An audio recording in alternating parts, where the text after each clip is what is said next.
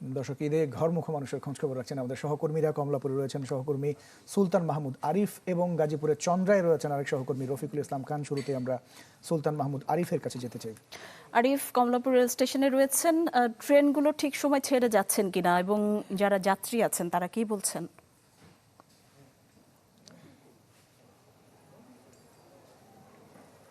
এবারের সবচেয়ে সুখের খবর হচ্ছে এবার এই যাত্রার যে ট্রেনগুলো রয়েছে সেগুলো কোনো শিডিউল বিপর্যয় হয়নি এবং যাত্রী সংখ্যা বেশি, কিন্তু শিডিউল বিপর্যয় না হওয়ার কারণে যাত্রীরা খুব স্বাচ্ছন্দ্যে এবার বাড়ি যেতে পারছেন, তেমনটি যাত্রীরা যেমনটি বলছেন এবং রেলওয়ের যে কর্তৃপক্ষ তারাও তেমনটি বলেছেন। এবং সব মিলে বলা যায় যে এখন পর্যন্ত অর্থাৎ যে চিরচেনা যে গড়মুখ অর্থাৎ ঈদকে কেন্দ্র করে রাজধানী ছাড়ার যে চিরচেনা চিত্র সেটি কিন্তু গতকাল রাত থেকেই শুরু হয়েছে, যেহেতু গতকালকেই কর্মদিবসের শেষ দিন ছিল অর্থাৎ সোমবার কর্মদিবস শেষ করে সোমবার রাত থেকেই মানুষজন নিড়ে ফেরার জন্য যে ব্যস্ততা, যে ভিড়, সেই ভিড় কিন্তু কমলাপুর রেল স্টেশনে ছিল এবং সেটির রেশ কিন্তু আজকে সারা দিন ছিল। এবং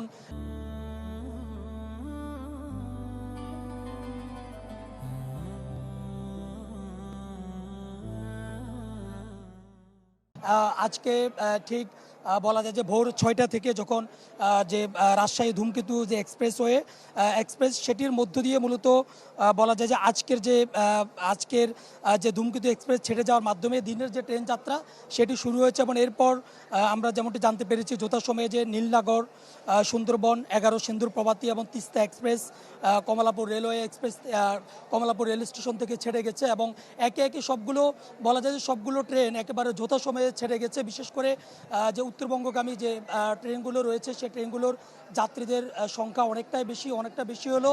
অন্যান্য ঈদে যেভাবে ভোগান্তি থাকে এবার কিন্তু সেরকম ভোগান্তি আমরা দেখিনি এবং ঠিক যথাসময়ে যাত্রীরা তারা নিডে ফিরতে পারছে তেমনটি দেখা যাচ্ছে।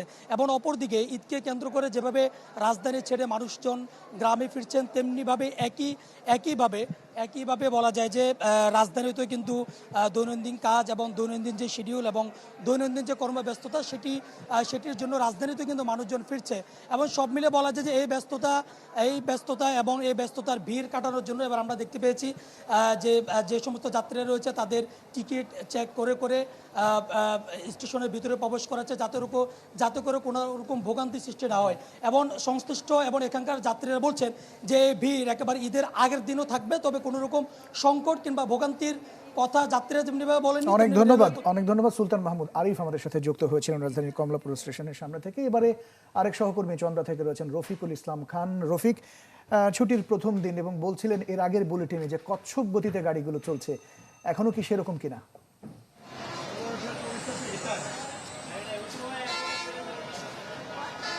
ইতিহাস আসলে আমরা এর আগের সংবাদগুলোতে যেরকম বলছিলাম যে চন্দ্রামুরকে কেন্দ্র করে ঢাকা টাঙ্গাইল মহাসড়কে দীর্ঘ যে যানজটের সৃষ্টি হয়েছে সেটি কিন্তু এই মুহূর্তে নেই। তবে চন্দ্রামুরকে কেন্দ্র করে কিছুটা যানবাহনের লাইন রয়েছে, তবে আমরা আগে যখন বলছিলাম যে 15 কিলোমিটার সেই লাইন সারিটা কিন্তু এখন কমে এসেছে, শুধু চন্দ্রামুরকে কেন্দ্র করে কিছুটা লাইন রয়েছে। তো আপনি যেটি দেখতে পাচ্ছেন এটি কিন্তু ঢাকা টাঙ্গাইল মহাসড়কে চন্দ্রামুরকে কেন্দ্র করে প্রায় 1 কিলোমিটার জুড়ে যানবাহনের সারি রয়েছে। এছাড়া চন্দ্রা যে নবীনগর সড়ক রয়েছে সেই সড়কের কিন্তু চন্দ্রা থেকে ওয়ালটন একটি ফ্যাক্টরি রয়েছে সেই পর্যন্ত আপনার 1/2 কিলোমিটার পর্যন্ত গাড়ির লাইন রয়েছে। তো হাইওয়ে পুলিশের সাথে কিছুক্ষণ আগে কথা হয়েছে, তারা যেটি বলছেন যখন দুপুরের পর শিল্প কারখানা ছুটি হয় তখন কিন্তু একসাথে মহাসড়কে বিপুল সংখ্যক গাড়ি আসে এবং সেই গাড়ি পারাপার করতে যে বেশ সময় লেগে যায় এবং গাড়ির গতি কমে যাওয়ার কারণে মূলত চন্দ্রামুরকে কেন্দ্র করে দুই সড়কে প্রায় 15 কিলোমিটার লম্বা লাইন হয়ে যায়। সেই